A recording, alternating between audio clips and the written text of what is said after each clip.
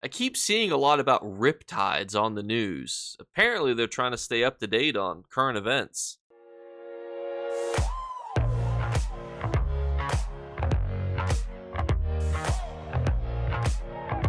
What's going on, YouTube? It is Tuesday, which means we have 3 vendors that have refreshed. We are starting inside the Infinite Archive to go over Filer Rule. As a reminder, the gold on the left side of the table is all lootable. Get your 19 gold. Talk to Filer Rule, and let's see what he has to start us with, which is biome-proof plating. Now, this actually just drops from the Esoteric Greaves, which is not the greatest one to have in the world. And it also comes from a Delve boss, so we can pretty much safely skip this one. This next one, though, is kind of fun. It's actually a Cyrodiil lead, which I actually forgot that there were even Cyrodiil leads. So it's a Delve boss, but you have to go in Cyrodiil to get it. So you might be thinking, Jake, is it worth it? It's a good question, honestly. 5,000 archival fortunes to keep you from having to go to Cyrodiil, especially if you're a yellow character. You're probably not going to be able to get to the Circle Delve very easily. I don't know. It's 5,000 archival fortunes. It's a lot. The Snow Treader's boots are not meta by any stretch of the imagination. They do have some niche uses. And the ironic thing is pretty much all their uses are for PvP. So if you're PvPing, you probably can get this lead anyway. So it's a bit of a sticky wicket. Let me know what you think in the comments below. Next up is the Stonekeeper mask. You can see it here on my face. Very dwarven, but a little bit of chainmail on the side. You know, some people like a little sideburn action. And it's got an interesting appeal. Now, this one I believe comes from Frostvault. You can see a couple people are selling it here. It's got a decent amount of money. So this is the actual helmet here, 2.1 million. We can click on it directly. Again, all of these links are in the description below. You can see the average 1.8. Or excuse me, the minimum 1.8, the max 3, average is 2.4625 million. So it's got some decent value. You can see that when it was actually able to be farmed, people were trying to get crazy amounts of money for this bad boy with the total amounts of listings. As you can use these sliders to get different snapshots and periods of time. Overall, though, I think this is a pretty reasonable cost for it. If you're thinking to yourself, yeah, 15,000 archival fortunes to get a mask that's worth 2-point-something million gold on PC, a little bit less, probably about 1 million gold on console. That's a good value then. Reaper's March treasure maps, doo-doo. Skip those. Medium companion gear, doo-doo. You could skip that too. What are you rolling for? DPS gear? No, don't do that. Then we have our 2 books, The Ciphers of the Eye, and then we have What's an Arcanist? Now, this is a fantastic read. It's actually a 100-book series. If you read it, it will actually teach you how to play an Arcanist. I made all that up, but it could be true because I've never read the book. Then we have Evasion, Magic Steal, Generate Ultimate, and Anchorite's Cruelty. Now, I will tell you that Generate Ultimate is one of the most sought-after scripts in the game. 3,000 archival fortunes, if you've already purchased it, though, is already expensive, and it's going to be even more expensive if you don't have it unlocked on another character already.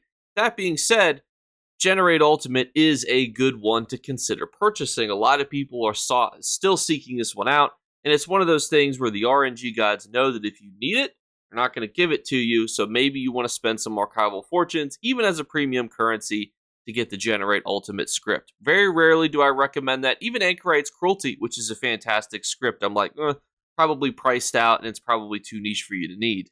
Then we have our Archival Enigmas, which is a drop from the Infinite Archive, Fragment of Hersine, which I've actually never seen before. The one quick Google search later, and we can see that this actually comes from Craglorn Delves, so that's interesting.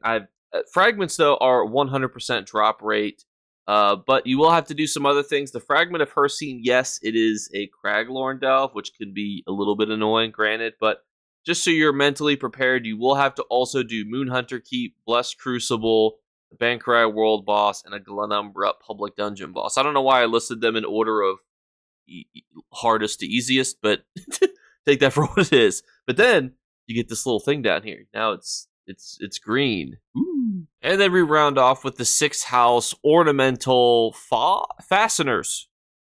Sorry, I was able to read it there with our reading comprehension.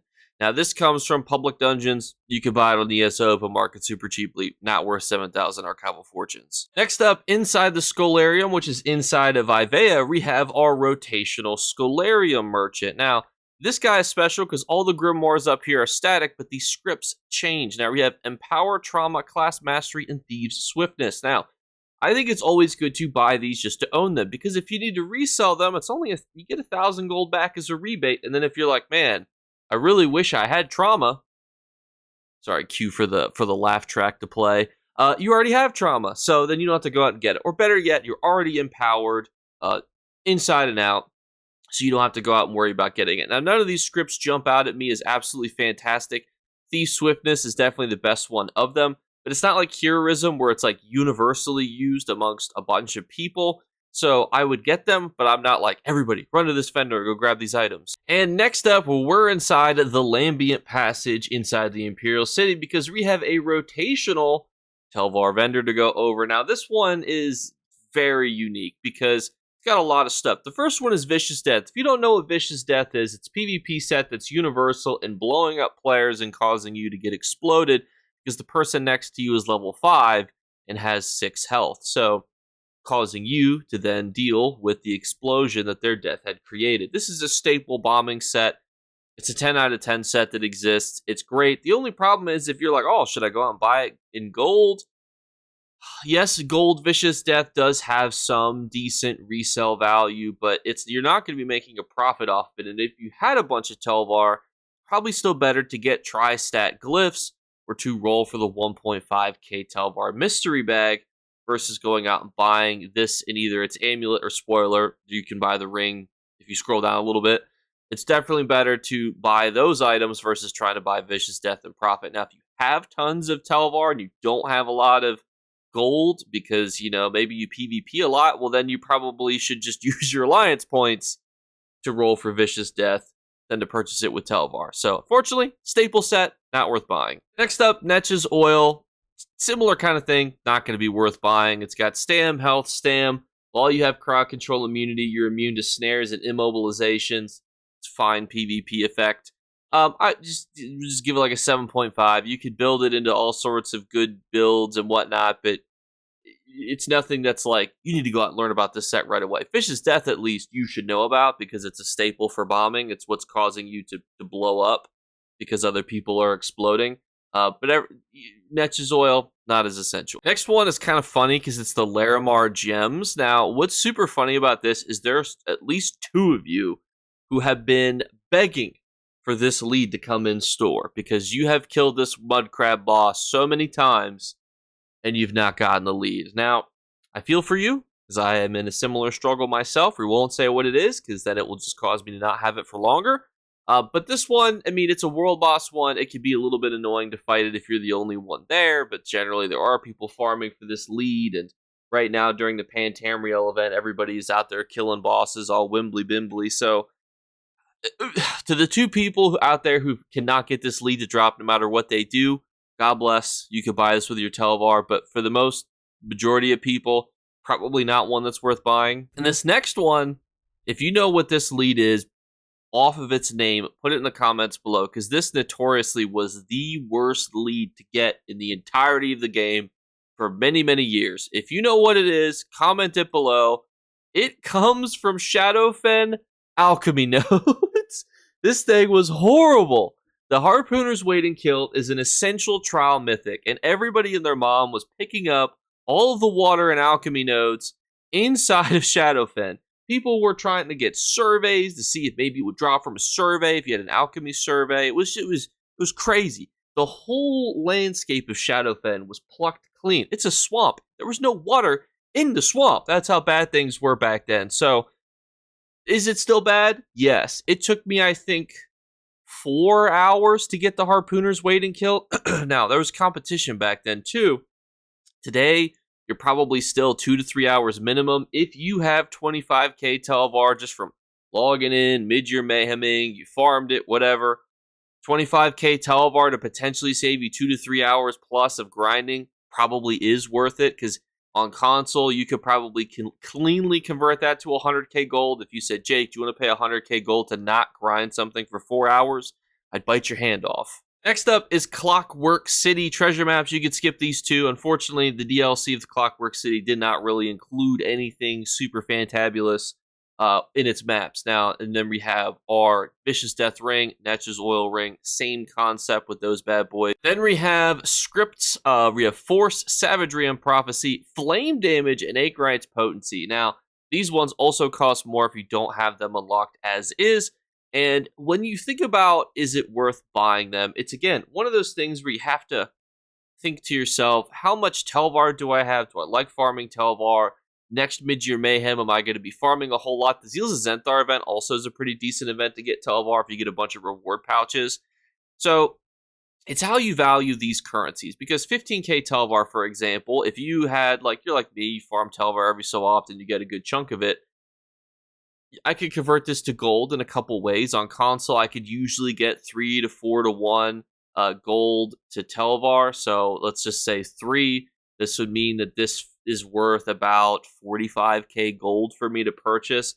Decently affordable. But if you have 0 Tel Var, and I said, go off into the Imperial City, child, farm Tel Var, you'd be like, Jake, this fucking sucks. And just most people, it is. Getting Tel Var is not a fun experience. So you would rather not buy this, because you don't want to have to farm Tel Var. All of that to say, obviously Anchorite's Potency is good. We talked about it a bit earlier. Flame Damage is also fantastic. And also even Force is pretty good too. Savagery and Prophecy is also not bad as well. These are actually some really decent ones.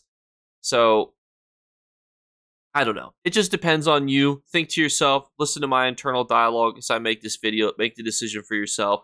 The Flame Damage could be pretty decent for you. Next, we have the Accelerate, but Acceleration in purple. Now, this one is rarely acquired from Sigic portals, but it can also be purchased from Filer Ul, or obviously in this vendor that we're at right now, because this is the one that we're at. So, when it comes to should you purchase a skill style, it's going to depend. Do you use the skill style a lot? Do you like it? 30k Tel Var, not a crazy amount for getting a whole skill style. And it's really annoying to get. This may shock you, but farming Sigic portals kind of fucking sucks. Especially if you're looking at it and you're like, where are they? And it's like, well, now that you're looking for them, there are none. In the entire map, they took them all away just because you're farming them. So Sigic portals notoriously are very annoying to find when you want them. So this is a really hard skill style. Thankfully, not a crazy amount of builds use Accelerate. It's decently popular enough to where you would maybe want it in Lilac Purple, but not one where it's, everybody's using it. And thank you guys so much again for watching. We're doing our 3 giveaway drawings. The first one is a community tab member. So the YouTube studio will recommend like 10 people to me. So I'll do a random picking between those 10 people. It actually takes into consideration how many comments you leave, but also how many likes and subscribes and other things that you do on the channel. That way, it's, you don't have to leave like 1,000 comments to be entered. Just by liking the video, you're also being entered. Because some of the people there right now have only left like 5 comments, but they've gotten, they've liked so many videos that it put them there. So that's to give you guys some time without having to like all the videos all the time. So there's that. Be subscribed, and then make sure you look out for the hidden word to be flashed up on the screen. I'll try to think of a more detailed way to explain how it pulls the community highlights tab, just so that way you guys aren't confused when I'm talking about it. But basically, if you just leave comments but also like the videos, you'll be entered equally, and it saves you time, so you don't have to comment on a bajillion videos every month to be entered. So thank you guys so much again for watching, and I'll catch you later. Bye, guys. You better remember to like and subscribe to Jakeclips. Or you should. I might have to pluck your eyes if you don't. Or, better yet, I'll skip rope with your entrails. Do it now. Subscribe. Ta-ta. Off with you.